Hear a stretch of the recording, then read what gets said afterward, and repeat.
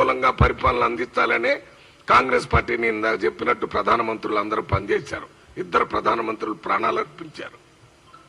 తప్పుడు మాటలు మాట్లాడుతున్నారు మీరు హిందూ మతం పేరు చెప్పి భారతదేశాన్ని ముక్క చెక్కలు చేయాలని, భారత ప్రజల్ని విడదీయాలని ప్రయత్నం చేసేది BJP party.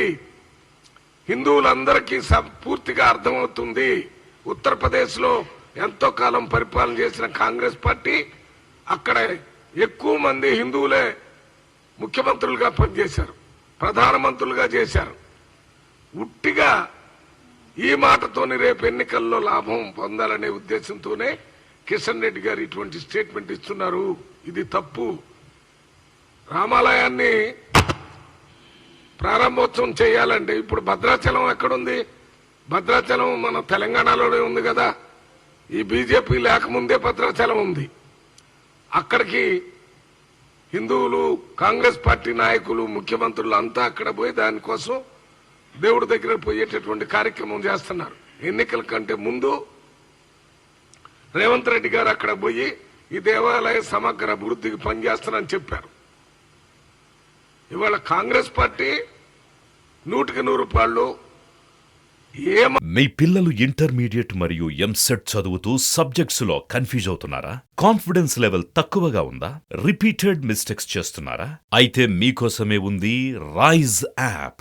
1 lakh question bank, performance analysis, online classes by experts, ఇంకా మరెన్నో ఫీచర్స్ తో మీ ముందుకొచ్చింది రైజ్ ద పర్ఫెక్ట్ గైడ్.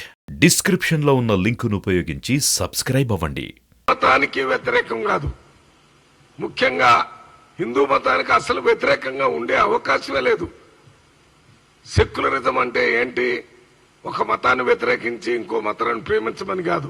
మీ మతాన్ని మీరు ప్రేమిస్తూ ఇతరుల్ని వాళ్ళ మతాన్ని వాళ్ళు ప్రేమించుకునేటట్టుగా చూడాలి.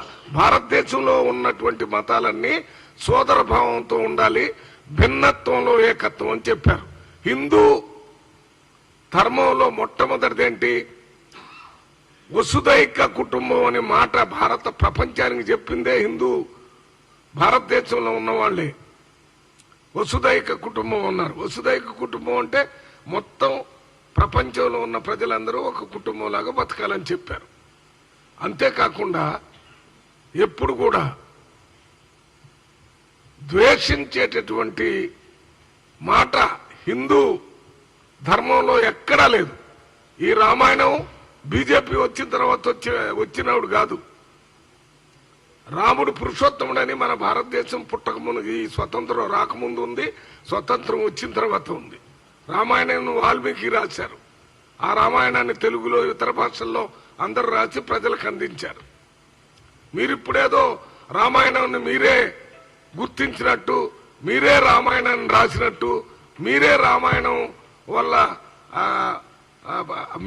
మీరు అనుసరించమని చెప్తేనే మేము అనుసరించినట్టు ఇప్పుడు ఇంటింటికి తలంబ్రాలని ఇంకేదో అని అవన్నీ తీసుకొని పోయి ఇక్కడ చెప్తున్నారు. ఉత్తరప్రదేశ్లో జరిగేటటువంటి ఈ రామాలయ ప్రారంభోత్సవానికి ఈ రాజకీయంగా లబ్ధి పొందాలనే ఉద్దేశంతోనే ఎవరో కొంతమందిని పంపి ప్రతి ఇంటికి తలంబ్రాలు ఇంతకుముందు ఇచ్చారా? ఎక్కడ? మనకు భద్రాచలంలో కూడా దేవుడి పెళ్లి జరిగింది. ఆ పెళ్లి పెద్ద ఎత్తున లక్షల మంది వస్తారు. అక్కడ పోయినప్పుడు తలంబ్రాలు ఉండటం, వేయటం ఉంటుంది. ఇప్పుడు ఏదో ప్రతి ఇంటికి ఇస్తున్నామని చెప్పి దీన్ని ఒక సెంటిమెంట్ లాగా రేజ్ చేసి ఓట్ల రూపంలో లబ్ధి పొందాలనేటటువంటి ఆలోచనని తీవ్రంగా ఖండిస్తున్నాం.